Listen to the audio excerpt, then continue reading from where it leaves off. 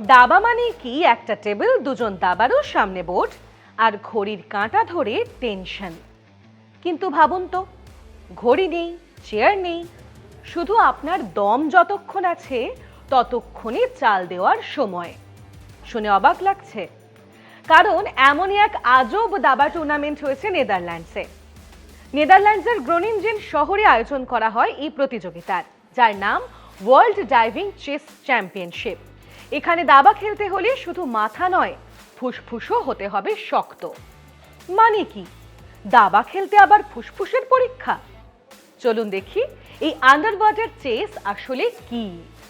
নাম থেকেই বোঝা যায় এই দাবা খেলা হয় জলের নিচে। খেলোয়াড়রা শুধু দাবারও নন, তাঁরা সাঁতারুও।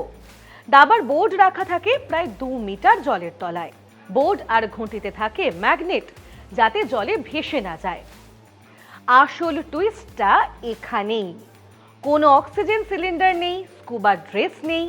জলের উপরে দম নিন, তারপর ডুব দিন, আর যতক্ষণ দম আছে ততক্ষণেই ভাবুন, চাল দিন আর বিপক্ষকে পড়ুন। চাল দেওয়া শেষ, তড়িঘড়ি উপরে উঠে শ্বাস নিন, তারপর আপনার প্রতিপক্ষের পালা। এক কথায়, এখানে দাবা মানে 60% মাথা, 40% দম। এই অভিনব খেলাটার শুরু 2012 সালে।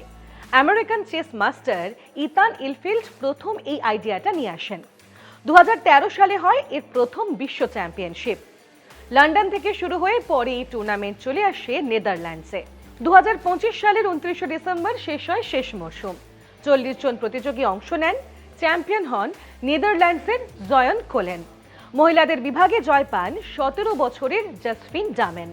তাই এবার বুঝতেই পারছেন, এখানে শুধু চেকমেট নয়, কখনো কখনো দমমেট হওয়ারও ভয় থাকে।